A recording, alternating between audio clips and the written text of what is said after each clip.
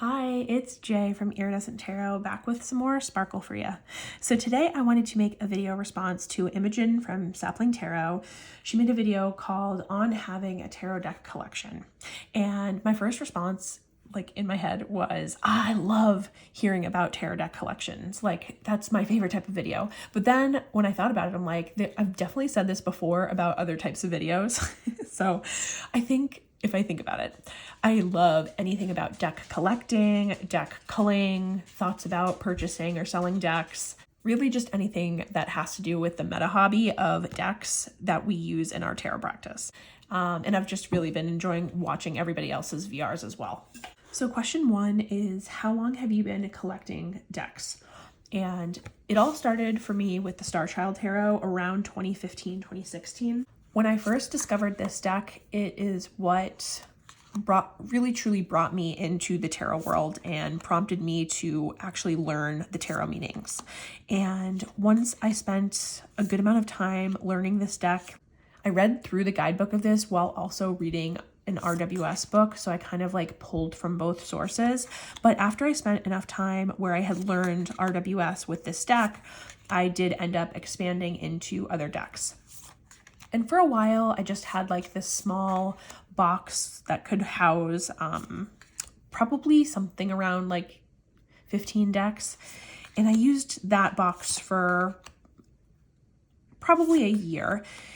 And then I would just say over time, I've been collecting decks for almost 10 years now, but I definitely try to remain mindful about the decks that I bring in and not have a huge collection.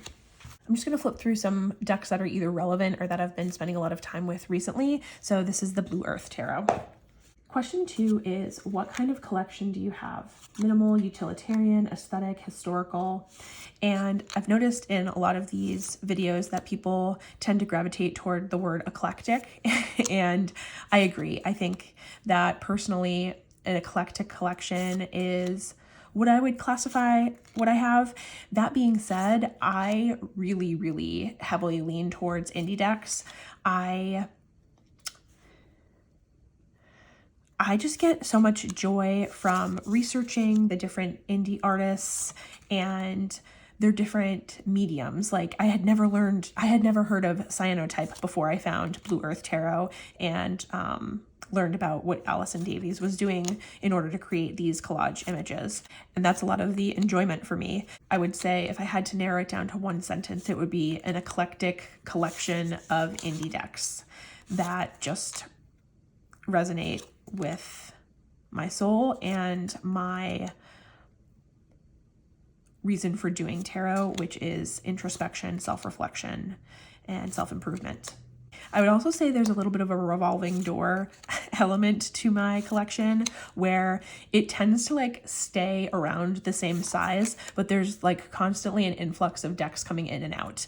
And it keeps it very varied and interesting for me. Question three is, are you a completionist? And I feel like the answer to that question is yes, in a lot of areas in my life. I just find that it doesn't really cross over into my tarot world all that much. I love this deck and I love the artwork that Allison Davies has made, but I know that she has a couple of other decks and I don't feel this compulsive need to obtain those. I've definitely looked at them, I enjoy them, I appreciate them from afar, but there's not this completionist aspect inside of me that's you must obtain every deck from the creators that you love. I definitely have had that happen a little bit with let's say Zara from Kitten Chops. Every deck that she's put out, I have purchased and I will hang on to because her art style just hits differently for me. I just have this real soul connection with it. And I also feel that way about Marion Constantine's decks, the Little Fur Tarot and Reclaim Oracle. I know that she's working on another Oracle deck right now. I will definitely be purchasing that. I think it's very siloed into those specific instances, and it's not something that happens across the board for my tarot decks and oracle decks. But in the rest of my life, I do tend to have a bit of that completionist mentality, and it's taken me a while to get over DNFing a book. That's a recent thing that I've been able to do, is if a book is not getting me anywhere. Like, I'm allowing myself to stop reading it and not have to finish something that I started just because I did. Question 4, how do you store or organize your collection? So I have one small cabinet, and then where I spend most of my time, I have a shelf that has space for like probably around 15 decks. So those are like my working decks that I'm currently using. It naturally leads to me using the decks that are in my current working cabinet the most, and then going through these periods where I like swap them out and everything feels very like fresh and new. But I try to put things that work well together up on the shelf. So out of those, like say 15 decks that are currently being used, I'll have a variety of tarot and oracle that like should somewhat blend together a little bit so that I can match different things together as I see fit. For the curious, my nail polish today is Ethereal Latte Cloud, and I think this color is so pretty. And my perfume of the day is Nocturne Alchemy Bastet's Ice Cream Hot Cocoa. This has notes of ice cream, hot cocoa, whipped chocolate, and mallow.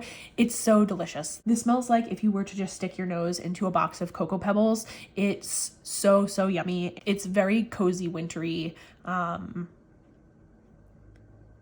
chocolate on a cold day. Here's the Yukika Tarot. Question 6 is, what is your favorite thing about your collection? And I picked Yukika Tarot to illustrate that I really enjoy supporting indie artists, and I think that might be one of my favorite things about my collection. And it was in one of our Two of Moms tarot episodes where I think Erin had said that we're like patrons of the arts of tarot decks, and I really feel that. Like I might not collect art to like big art pieces to hang on my wall, but I'm constantly looking at these indie artists' websites and their artwork and choosing to support them by purchasing indie tarot decks. And it's just one of the things that feels like a little mini art gallery to me anytime that I go to either my shelf or my cabinet and look through all these beautiful works of art that I own. It's almost like tarot itself is this gemstone, and indie decks are like these different specific cuts of the gemstone that allow me to look and peer into the stone differently because of the way that it's cut. I just find that the cuts that the indie creators make are more unique, and that changes the perspective with which I can look into the gemstone. Does that make sense? Question 6 is, what is your least favorite thing about or something to improve your collection? And I think for me, that might be the sentimental value that I can attach to objects, and how that leads to me wanting to hang on to things that maybe I don't resonate with anymore, but find them hard to move on because of whatever reason. I will say that in general, I tend to be a pretty decent deck color. Like I can be cutthroat with my decision making about whether a deck is to stay or go. But once there is that sentimental value on a deck, then I find it very difficult to move it on. And so while I both appreciate sentimentality and like I like that I'm that way, it is something about my collection that I find challenging and do try to work through when I can. Question 7, what is the biggest category of your collection? That would be RWS decks. I historically have only read with RWS, and so it definitely makes up the bulk of what I have. However, as you might know, I'm doing a Marseille study with Erin and Shanna, and so for the first time, I'm starting to show an interest in Marseille decks. Now, as of filming right now, I only have 3. I have this Pipspeak, I have FD Milano Tarot made by Nova Mundi Tarot, who's another tarot tuber here, and I have Tarot de Ozarks, which is, the artist said that it is not a Marseille, but most people view it as a Marseille deck. So Marseille definitely is a smaller part of my collection, but is something that, because I'm enjoying so much right now, I have started looking into more and more. And I don't want to have a huge selection of Marseille decks, but I do think that having a couple more might be on the horizon for me. Haha. What is the smallest category of your collection? I have one little Lenormand, and it's the cute little Lenormand. And I have never read with this deck. I don't know how to read Lenormand. I don't know why I have this deck. Like, it is really cute, but it's very plain. And I think I bought it back a long time ago, probably 2017, I think. And I'm sure that I will get to it someday. And therefore I only need one. But I think this one's like pretty good aesthetically. Like, this is probably what I would pick nowadays still too. But I wish it had like a little bit of glitz to it. Like, where is the sparkle? Where is, does anyone know of a Lenormand? No, actually don't tell me, because obviously I don't need Lenormand decks. But like, if I were to learn Lenormand, I would want it to be like a little bit sparklier than this. Does that make sense? So the lack of glitz is not helping me want to learn Lenormand. But really though, if you know of a sparkly Lenormand, let your girl know.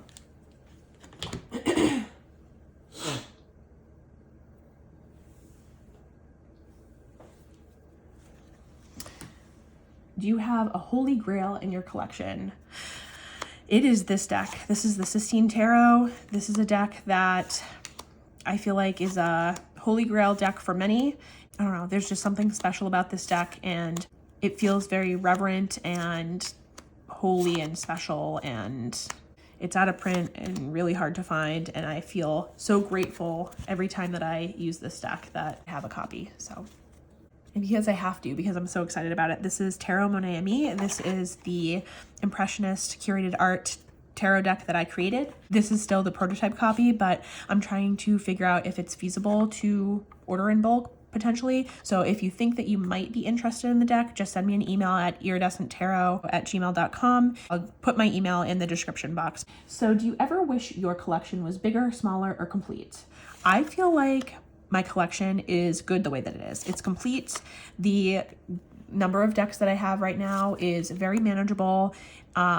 Like I said, at this point, it's almost at the point where it's one in, one out. Like, I have to be mindful about the number that I do bring in because of space in the cabinet that I have. Also because I really like dedicating time to decks, and if I start having too many, it feels like I don't get to dedicate the time that each deck deserves in order to get to know it well. So while there are always going to be new decks that catch my eye, it kind of means that if I bring said deck in, that another deck that I like in my collection might have to go in order to keep everything at a reasonable level for me to feel comfortable. Similar to some of the other people who answered this, I do have like this aspirational self that would love to have like a very small collection that I know each deck intimately, and the edges are so tattered and worn from the decades of use. One of my favorite tags that I have ever watched are the, what was it called? Dilapidated decks? Disheveled. Okay, so the disheveled deck tag I really liked watching because I like seeing the use on the decks that people have incurred over time. It just shows that how much they were loved and, you know, relied upon. And so there is a part of me that wants just the number of decks that have a lot of wear on them, that I've put a lot of miles on. But aspirational me, no. Real me loves the collection that I have, is very grateful for the collection that I have, and doesn't want anything to change about it other than continuing to find joy in researching decks and bringing them in when they do resonate. And if that means some other decks have to go, then difficult decisions do have to be made sometimes, but it's all part of the experience for me. How often do you declutter your collection? It, like I said, revolving door. It's constantly decks in, decks out. And so usually I declutter like a couple decks at a time. So I never end up having like this big load to show all at once of a cull, but I was thinking that it might be fun to start recording like little clips as I do decide to move decks along, and then at some point put them all together into like a more comprehensive video. So if that's something that you think that you'd be interested in, please do let me know. Do you ever get envious seeing other people's collections? No. Like I said, I'm happy with the size of my collection. And of course, there's always going to be decks that are shown that I'm like, oh, I like that.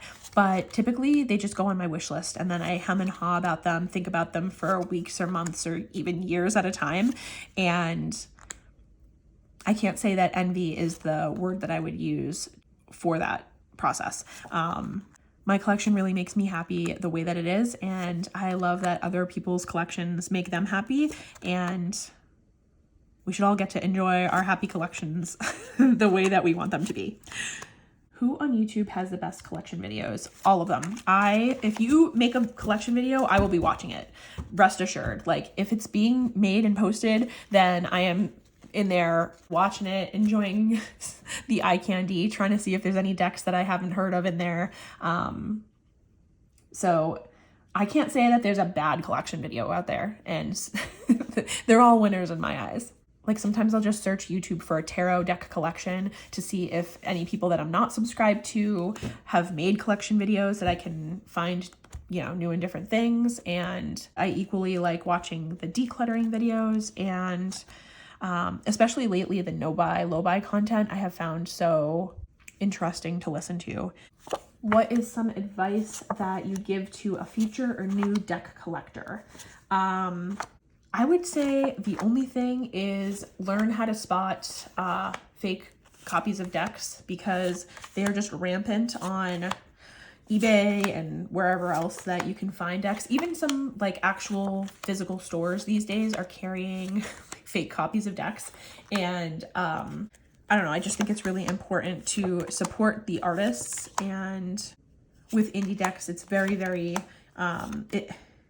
important that the actual artists who put their blood, sweat, and tears into making these beautiful decks for us to enjoy, that they're compensated for their time and effort and everything that they put into their decks. So learning how to spot fake decks, I think, is just something that's really important. And then again, if it's something that's important to the person, learning how to spot AI art. Right now, there's still some tells that we can tell the difference between AI and non-AI generated art. But if that's something that's important to the deck collector, then it should be something that they know how to spot the signs of. But those are my 2 pieces of advice, because other than that, it's truly none of my business the way that anybody else creates their collection or buys and sells. Like, it's whatever makes you happy. Thank you, Imogen, for creating your video and for listing all the questions that you asked in your description box so that we can all make these VRs, because clearly we all enjoy the deck collection content, and talking about this part of the hobby is also very important. So if you enjoyed my video, please like, comment, subscribe, all the things, and I will talk to you later. Signing out.